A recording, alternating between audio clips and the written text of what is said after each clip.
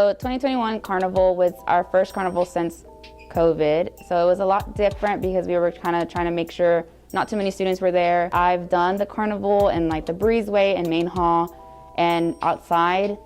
It is better outside, but with weather it kind of makes it hard. So I think it went well. The kids had fun. I think more teachers showed up this time. So that was always great because kids love to see their teachers enjoying what they created, right? How long did it take to organize the carnival?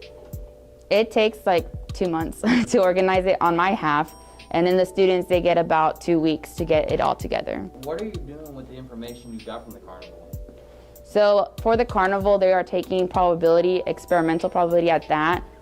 Beforehand, they do theoretical, and they will compare it with the experimental. Then we do like a PowerPoint presentation of their findings. What would you do differently than you did with this year's carnival? I'm not really sure. There's a lot of things that you could add on, but at the end of the day, I try to make it student-led so that the students can feel a part of it and that it's their thing. So every year, it just kind of depends on what the students create and how they want to create it. Who got the most points?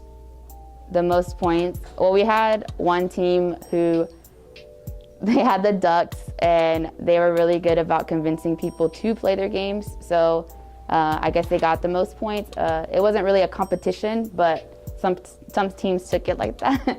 But that's fine. I mean, a friendly competition is always welcomed. That's awesome. That's awesome. What carnival game was the most popular?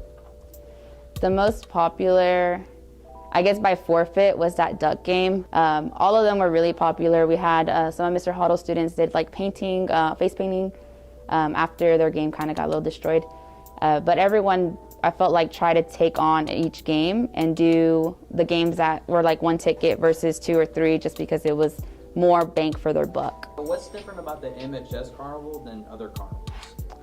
So here at Mesquite High School, I think we're kind of like the originator of having a carnival that the whole school can attend. Other high schools like North Mesquite, they only do it for seniors. In AQR at West Mesquite, they only did it for seniors, the whole senior class, and they did it in the library, and it was a little bit smaller scale. Mesquite High School also has the most amount of students taking AQR. So that's what allows us to have a bigger show for everyone. Why does the carnival take place during lunch instead of after school? So we do it during lunch so that most students can be able to attend. After school, we have a lot of athletes, events, UIL. So it would take away from our students' time that they, from their jobs and stuff, so other things. But additionally, it's a fun escape.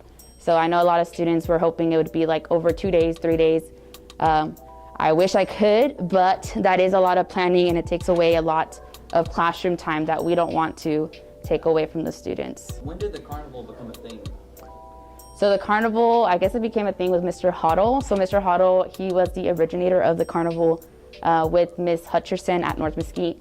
And I think that was like 10 years ago. So he started teaching AQR, I believe, my senior year, which was 2012. But I don't think it was at the scale that we have it now. And I think it does help having 2 AQR teachers because we can both support each other.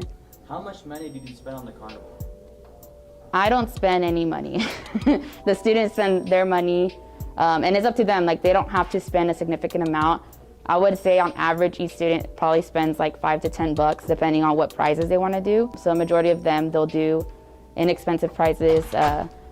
Some wanted to buy chips, some were like, let's do popcorn, and I'm like, that's up to you. I'm not requiring you to spend that much money. I do supply some candy just in case for those groups that weren't able to go to the store. But really out of pocket, maybe max 20, but I don't really spend too much.